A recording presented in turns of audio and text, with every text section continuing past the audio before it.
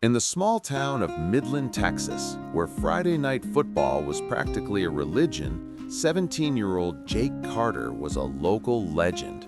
With a rocket arm and a knack for reading defenses, Jake was the star quarterback of Midland High's Bulldogs. College scouts were already circling, whispering about a full-ride scholarship to a Big 12 school. Jake's dream was clear: play Division I football, maybe even go pro. But there was a problem. Jake couldn't stay focused. Off the field, Jake's life was a whirlwind of distractions. Late-night Call of Duty marathons, endless group chats with his buddies, and the constant ping of Instagram notifications kept him glued to his phone. He'd tell himself, "I'll run plays tomorrow," or "I've got this, I'm naturally good."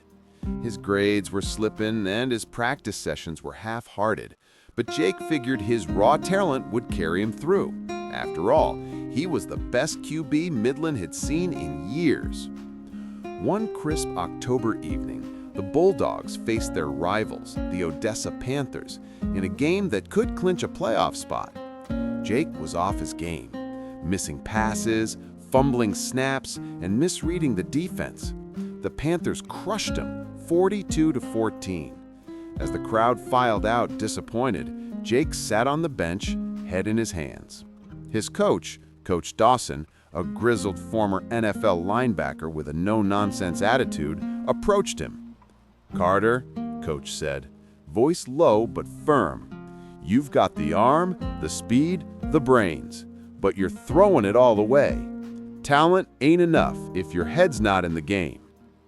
Jake mumbled, "I just had an off night, Coach." "Off night?" Coach scoffed. "You've been off for weeks. You're distracted, kid. That phone, those friends, they're stealing your future. You want that scholarship? Meet me at the field tomorrow, 6 a.m. sharp." The next morning, bleary-eyed but curious, Jake showed up.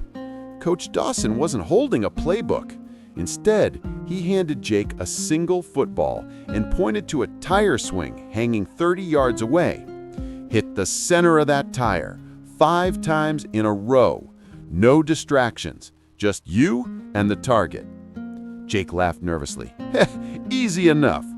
But his first throw sailed wide. So did the second.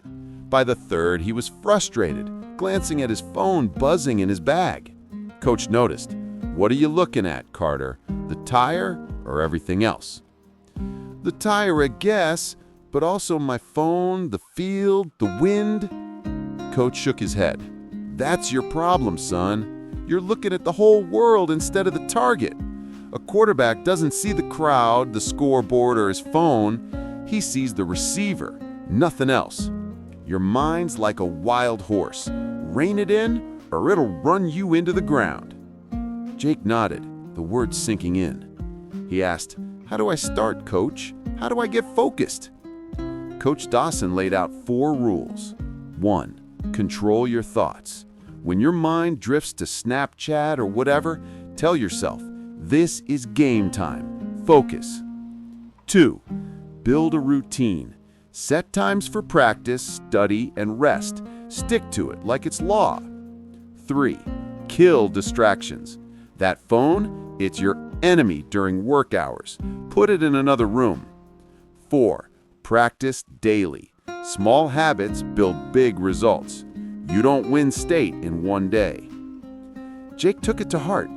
He made a schedule: 6 a.m. workouts, 7 p.m. study sessions, and no phone during either.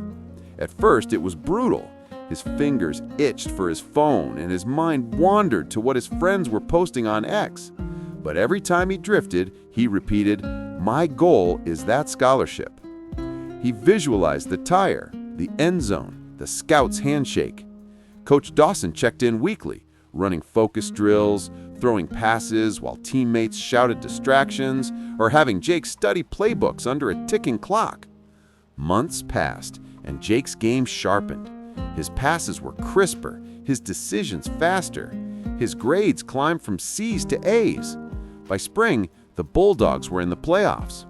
In the state quarterfinal, down by 3 with seconds left, Jake dropped back, blocked out the roaring crowd and threw a perfect spiral to his receiver in the end zone. The stadium erupted. Midland won 28-24. A week later, Jake got the call, a full-ride scholarship to Texas Tech. Standing on the field, holding the offer letter, Jake remembered Coach Dawson's words about the wild horse. Jake had tamed his mind, and it had carried him to his dream. As he signed his letter of intent, Jake knew this wasn't just about football. Discipline wasn't just for quarterbacks, it was for life. From that day on, he lived by one rule: train your mind, and success will follow.